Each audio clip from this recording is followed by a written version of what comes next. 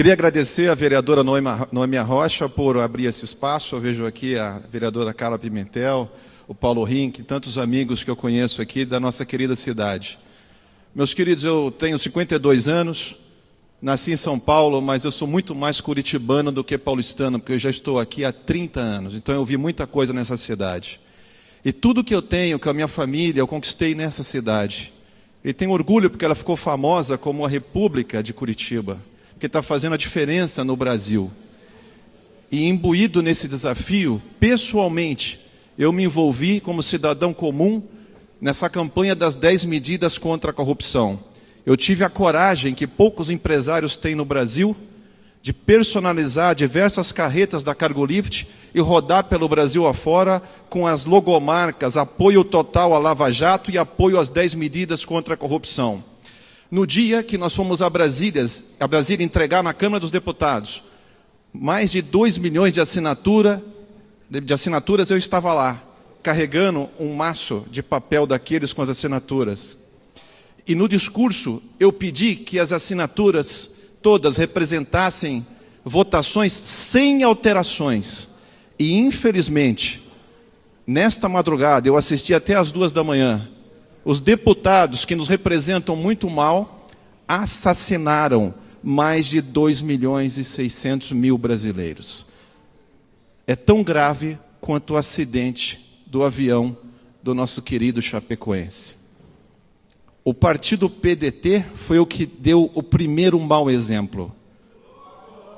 Infelizmente, eu sei que tem muita gente do PDT, inclusive o prefeito que é meu amigo, tem muita gente séria. Eu peço a vocês que pressionem os partidos de vocês, porque não é possível mais nesse país deputados votarem contra o interesse do povo brasileiro.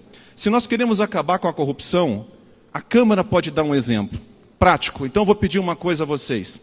Eu sou um empresário que investe na cidade. Eu gero 500 empregos diretos e 1.500 indiretos. Eu invisto na cidade, construindo imóveis, etc. E esta cidade tem uma lei que desincentiva empresários a investirem aqui. Vocês sabiam que se você compra uma área e compra uma outra área vizinha e tem que unificar, tem uma lei desta casa, de 1966, que obriga a gente a doar 10% da propriedade. Ora, nós estamos num país comunista?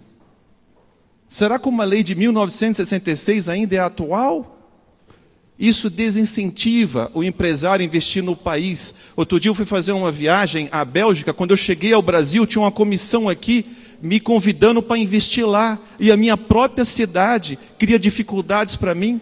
Então eu peço a esta casa que crie leis, que elimine as burocracias. Quando nós queremos unificar 2 áreas, nós precisamos passar pelo Conselho Municipal de Urbanismo. E aí a legislação fica jogando o empresário de uma secretaria para outra. Os senhores poderiam produzir uma lei que unificasse, isso é uma atribuição do prefeito, mas que unificasse todas as secretarias para que nós, cidadãos brasileiros e curitibanos, tenhamos contato com apenas uma secretaria. E esta casa poderia regulamentar uma lei da seguinte maneira: todo pedido de unificação de áreas na cidade de Curitiba, o Conselho Municipal de Urbanismo deveria ter a obrigação de produzir 8 deferimentos por dia útil de trabalho, porque eu acho que 1 hora de trabalho para um engenheiro é mais do que suficiente para ele olhar o projeto, as plantas e deferir ou indeferir.